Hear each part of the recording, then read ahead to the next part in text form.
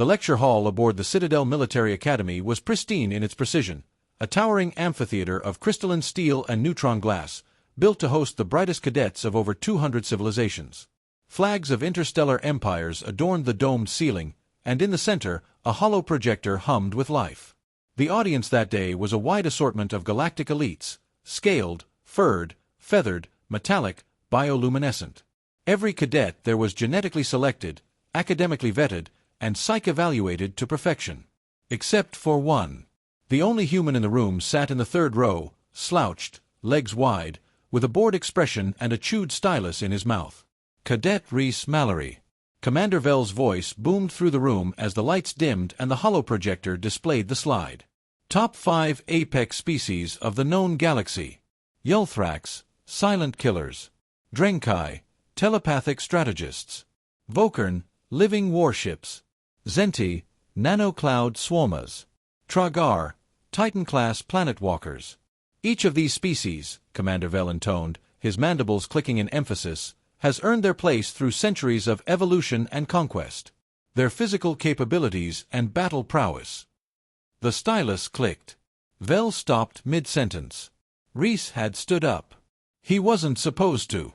No one interrupted a lecture on apex hierarchy. Reese stepped forward, walked down to the front of the room, and without asking, reached toward the holoprojector interface. 100 cadets hissed, blinked, or tensed, depending on the biology of their species. Even Vell recoiled, mandibles flaring. Reese didn't flinch. He tapped the slide controls, pulled out the stylus from his mouth, and manually annotated the holographic projection. One by one, he slashed a thick red line through each of the 5 apex species. Then, underneath them, he scribbled in large, unmissable letters. Humans. Just humans. Gasps. Transmissions. Body heat spikes. Security subroutines flickered to life. Vell opened his mouth to speak, but Reese turned around and said calmly, "You forgot to include the only species that doesn't care if they're apex. We don't just win. We survive. We adapt. We scare apex predators." A Croxian cadet stood up, all 6 arms trembling. "That is blasphemy. Humans are Class 3 primitives. You joined Galactic Society less than 2 centuries ago." Reese smirked. "And yet here I am, in your academy, beating your best scores in field simulations and outlasting your elite in every live trial. That's got a sting." Another voice hissed from the crowd, "A Zenti. You cannot compare your kind to the swarm minds. You do not know war like we do." Reese turned to the crowd. "Really? Tell that to Hiroshima. Tell it to Verdun. To Stalingrad. To Mogadishu. Tell it to the 100 cities we turned into ash before we even left our solar system. You all evolved with galactic law. We evolved with nothing but fire and steel and fear." Silence. Reese continued, tone measured but intense. "Your apex species, Tragar, Vokern, Zenti, they were shaped by selective breeding, perfect climates, and millennia of strategic evolution. We were shaped by extinction events. Ice ages. Plagues. Predators. Wars where we wiped out ourselves. We didn't just survive, we turned suffering into strength." The commander's second-in-command, an old Drenkai, tilted his large crystalline head. "So you believe humans are more dangerous than the apex species?" Reese nodded. "We're not stronger. Not faster. Not smarter. But we're the only ones who choose to keep fighting when we lose. Every species here sees death as failure. Humans, we see it as a cost. One we're willing to pay. Over and over." Vell narrowed his compound eyes. "Words are not evidence." Reese smiled.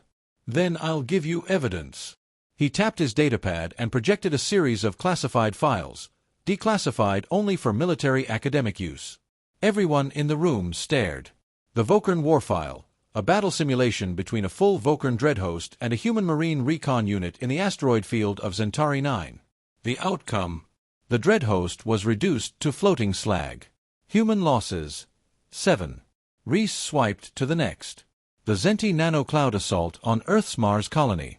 Result: Zenti disassembled by localized EMP mines crafted from salvaged colony gear. 0 external support. He swiped again. The Tragar Prime incident. A Titan-class planetwalker broke quarantine and attacked a refugee ship over Delta V. One lone human pilot, in a derelict mining ship, crashed into its face at full burn. No weapons. Just impact velocity. Killed the Tragar. Saved 6,000 lives. They were Apex, Reese said quietly, until they met us. A tense hush clung to the air. No one moved.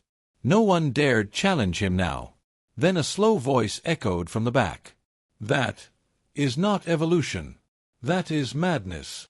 All eyes turned to a towering Yulthrax, black carapace gleaming, voice like razor blades. Perhaps, Reese said, shrugging, but madness wins wars. We weren't designed to be Apex. We weren't supposed to survive. But we did. Not because of strength. Because of will. Because if we have nothing else, we still get up. We still fight. Vel, still processing the display, tried to reassert control. That doesn't make you Apex. It makes you suicidal.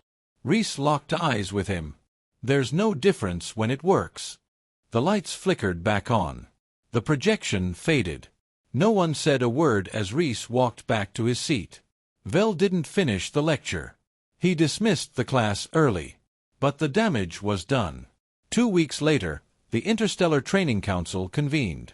The Drenkai proposed a reassessment of human combat doctrine. The Vokern wanted human psychological profiling classified as unstable potential apex. The Zenti simply stopped deploying nanoclouds near human colonies. But the real change came in the Academy's internal documents. That same slide, Top 5 Apex Species, was updated quietly in the archives. New entry. Homo sapiens, Terran origin, classification, unknown. Potential apex override. Notes. Do not engage unprepared. No explanation. No official acknowledgement. Just a quiet edit in the records, with no public announcement. And deep within the officer quarters, a hollow recording of that day, of a single human cadet crossing out 5 apex species, circulated among instructors and high command. Watched. Rewatched. Feared. Because what they saw in Reese wasn't arrogance. It wasn't delusion. It was certainty. Not of superiority, of inevitability.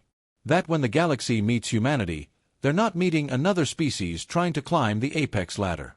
They're meeting the ones who tore the ladder apart, rebuilt it, and dared the universe to climb it again. And none of them wanted to try.